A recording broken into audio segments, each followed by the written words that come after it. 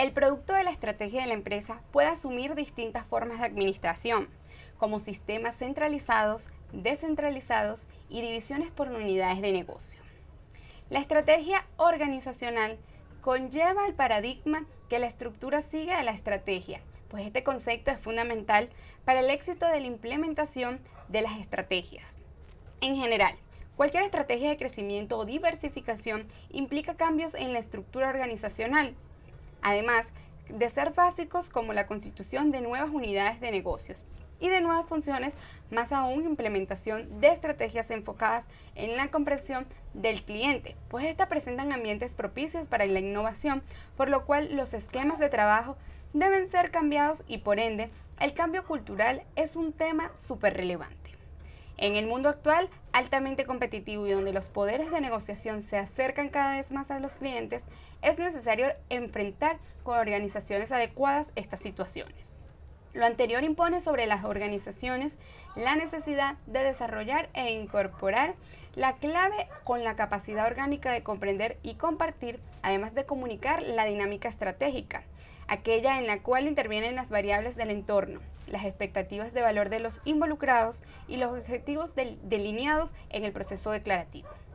Y alinear con ella la estructura organizacional, pues los sistemas y procesos, por cierto, los estilos y las prácticas de gestión. Esta primera capacidad está orientada a asegurar los posicionamientos estratégicos adoptados a este, pues el alineamiento apunta a asegurar la consistencia, la sustentabilidad a largo plazo. En general, para desarrollar esta capacidad se deben actuar en los siguientes aspectos. Una comprensión común del entorno y de las expectativas de cada uno de los involucrados, interno como externo a la organización. Una visión compartida de desempeño para distinguir la generación de valor de cada proceso de negocio. Estos aspectos deben ser complementados con lineamientos comunicacionales eficaces y procesos permanentes de motivación y entrenamiento de las diferentes personas. La articulación de la estructura con la estrategia se asegura teniendo en consideración las características cualitativas actuales del negocio, del mercado, productos y clientes, y la naturaleza de los procesos y actividades necesarias para alcanzar los objetivos estratégicos ya definidos. En general, las características principales de las estructuras organizacionales deben ser modernas, y estas serían el equipo de trabajo autodirigido y polifuncionales, organizaciones planas y por procesos, cultura de innovación y emprendimiento, empoderamiento de la línea de liderazgo estratégico, externalización de los procesos de negocio, conducidos por la creación de valor para los involucrados, uso intensivo de tecnologías de información y comunicaciones. A partir de la identificación de todos estos procesos y de la definición de los estilos y prácticas de gestión, podemos desarrollar una estructura organizacional adecuada, coherente y alineada con las directrices estratégicas antes definidas. La estrategia funcional corresponde a cómo cada unidad funcional o del proceso se comprometerá con los objetivos estratégicos planteados y teniendo en consideración los aspectos genéricos que conlleva el posicionamiento estratégico ya definido. En general, podemos identificar estrategias funcionales a partir de una perspectiva de operaciones, comercial, financiera, de recursos humanos, tecnológicas y de administración, entre otras. Por ejemplo, desde una perspectiva de operaciones, la definición del liderazgo de costos implica un conocimiento exhaustivo de la productividad de esta cadena y de sus aportes de valor, lo cual conlleva a un uso intensivo en tecnologías de información para monitorear. De este modo, algunas actividades en las cuales no se cuentan como las ventajas competitivas adecuadas deben ser externalizadas, para lo cual los procesos de coordinación y control prestan una preponderación muy importante de esta. Asimismo, las variables de decisión para la capacidad, flexibilidad y ubicación de las plantas cambian radicalmente desde una focalización en costes, en la cual se privilegia el volumen y el menor costo de la mano de obra, hasta una atención total al cliente en el cual los accesos expeditos a los canales de distribución son preponderantes. Los parámetros constitutivos de una estrategia comercial y como son la definición de productos, precio, publicidad y distribución deben estar adecuadamente formuladas con el fin de alcanzar los objetivos planteados. La estrategia emergente es aquella sumergida de la acción, con ausencia de intencionalidad. El tratamiento de la estrategia emergente debe ser rigurosa como cualquier otra preposición, tanto la constitución de su alcance, la evaluación de los beneficios, como su implementación y sus compromisos, pues deben dirigirse y considerarse bajo la óptica de una decisión flexible con capacidad de adaptación.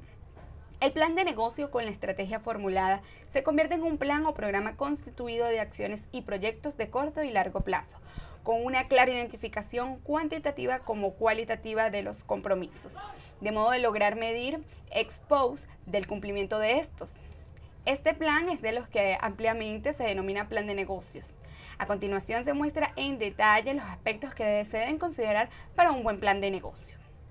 El proceso de control y compromisos, pues es la instancia de retroalimentación que permite respondernos a las siguientes preguntas.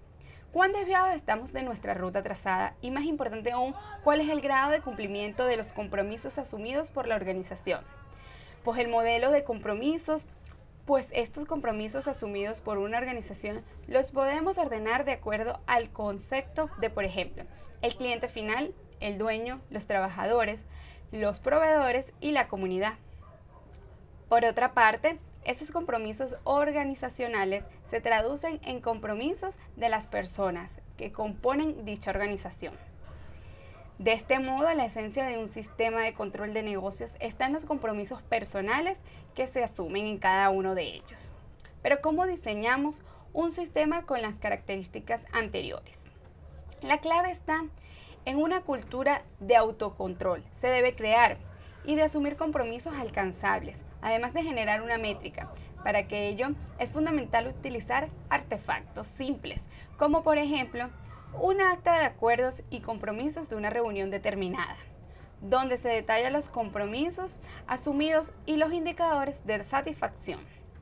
Las articulaciones anteriores se originan de la carta de navegación, pues definida en el proceso declarativo y aplicada a la dirección superior. De este modo se formalizan los sistemas de control del desempeño y se definen los estándares de satisfacción, se definen las distintas métricas y los valores de las metas. Esto nos permite detectar la no conformidad en aquellos ámbitos esenciales para el cumplimiento de la carta de navegación ya trazada. En general, desde una óptica de la gestión de desarrollo y de largos plazos, se identifican como métricas de generación de valor el valor presente neto.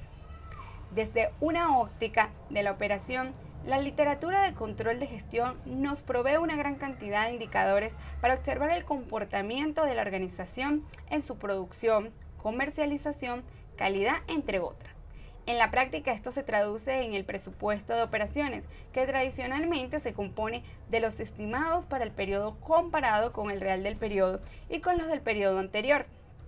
Si disponemos de una organización con múltiples unidades de negocio, los objetivos estratégicos corporativos son incorporados en cada negocio a través de sus respectivas estrategias, con lo cual se constituyen BSC respectivos, esto es, PSC desplegados, pues esto debería incorporar el sistema de relaciones causa-efecto entre las variables críticas de la organización, sean estas medidas de resultado o impulsores del desempeño.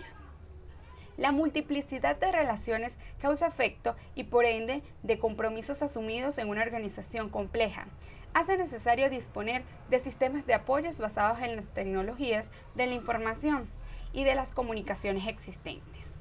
La economía y el control del negocio, que esté basado en la importancia que las organizaciones han puesto en la generación de valor. El concepto de valor agregado económico se ha popularizado como sistema de control. El EVA surge como respuesta a la problemática existente entre la necesidad de contar con una medida que correlacione altamente el rendimiento del accionista o dueño y que sea sensible a las acciones de los ejecutivos de la empresa. Si el objetivo de la empresa o de cualquier empresa consiste en maximizar los activos que posee el accionista, es fácil. Invertir únicamente en nuevos proyectos que se esperen y creen valor y acepten solo proyectos que creen valor de forma permanente. Esto sería muy superior.